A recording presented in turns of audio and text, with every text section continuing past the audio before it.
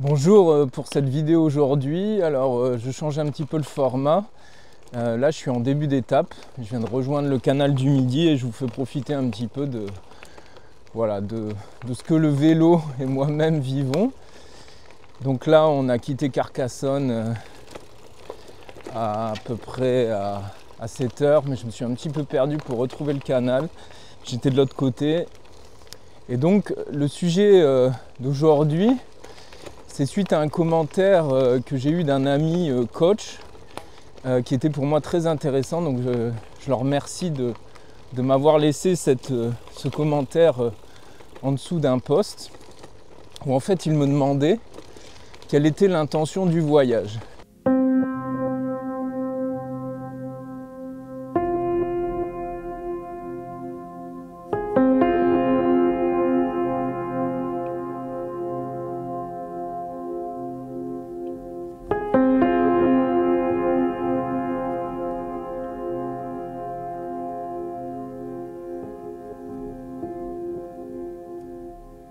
L'intention du voyage, je trouve ça très pertinent.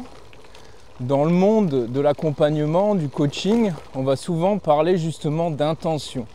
Et des fois, l'intention est pour moi beaucoup plus juste que parfois l'objectif. C'est-à-dire que l'intention, on tente d'aller quelque part. On tente d'aller dans une direction, mais on se laisse aussi aller à quelque chose qui émerge. Donc je trouve ça très intéressant. Moi je l'utilise aussi personnellement pour moi-même et également dans mes accompagnements. Et en fait, ça m'a travaillé cette nuit, quand je me suis levé ce matin, et je me demandais, mais je réponds quoi en fait à cette question?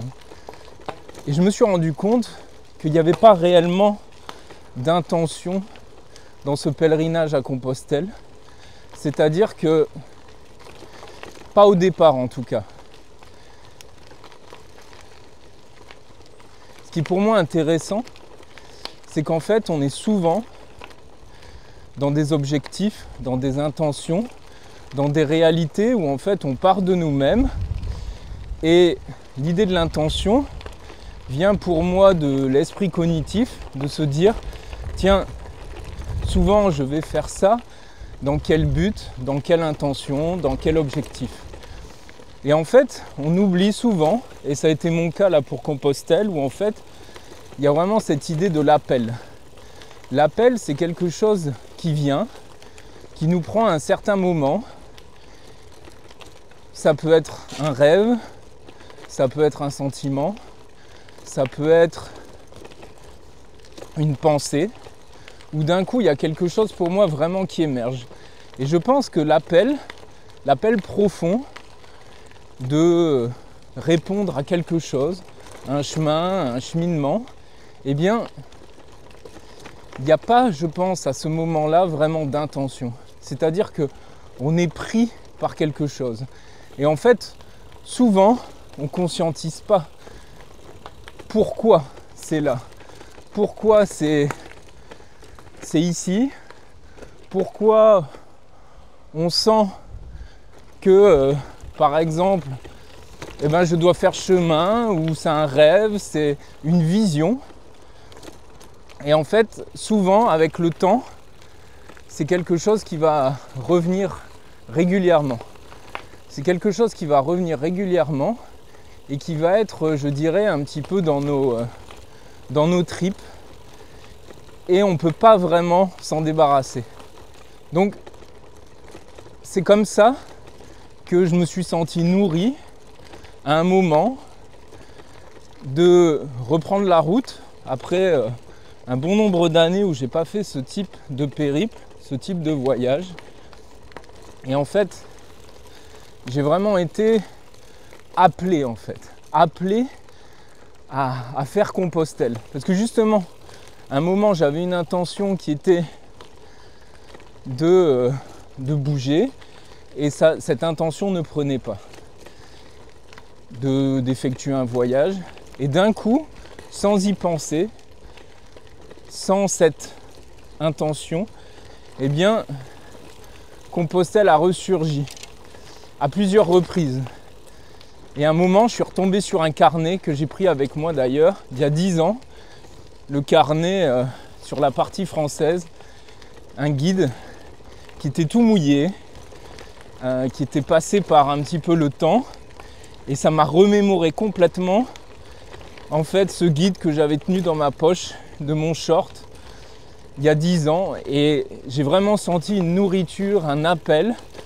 Et je pense que l'enjeu, quand on est immergé et quand il y a des choses qui nous viennent comme ça, eh bien, c'est de pouvoir y répondre.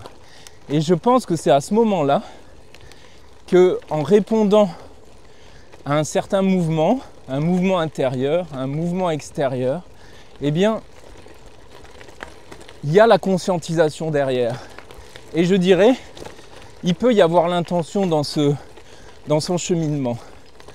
Donc je pense qu'il est vraiment important de ne pas toujours être finalement, de partir de soi, de vouloir, de partir dans ce qu'on va appeler parfois d'un système volontaire, même si c'est une intention, même si il y a une forme de volonté, c'est bien, souvent, mais parfois le système non volontaire, de se laisser prendre, de se laisser aller, de laisser le mouvement agir, le mouvement naître, croître, eh bien, il y a une forme de globalité. Et là, je reprends des termes que j'ai appris par le biais notamment du Wu Tao, qui est une discipline que j'enseigne, où on parle justement de cet acte non volontaire, d'être pris. Et on dit souvent que le mouvement se fait. Et en fait, le mouvement se fait dans une forme de lâcher prise. Dans cette pratique, par exemple, on est vraiment dans des relâchés du bassin. Et je crois qu'à un moment, la vie, l'époque, nous pousse à lâcher, nous pousse à relâcher, nous pousse davantage à écouter, comme certaines, je dirais, civilisations non occidentales ou passées, qui avaient vraiment cette habitude, cette constance de se laisser immerger et de laisser naître et croître quelque chose et d'écouter la globalité extérieure et la globalité intérieure. Donc je pense vraiment qu'il est important de revenir à cela, et je trouve que des fois c'est un petit peu l'ornière, par exemple avec le développement personnel, avec une forme aussi de spiritualité, ou certaines pratiques, c'est que on les enferme en fait dans un cadre alors qu'elles demandent à être vécues, à cheminer et de découvrir en chemin ce qui nous attend.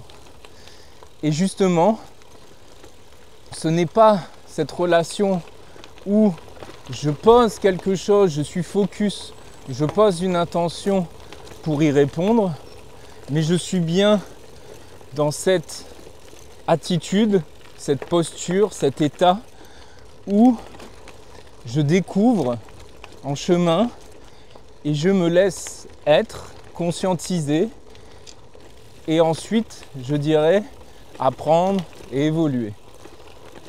Donc ne pas oublier ces éléments, cet élément de se laisser aussi porter.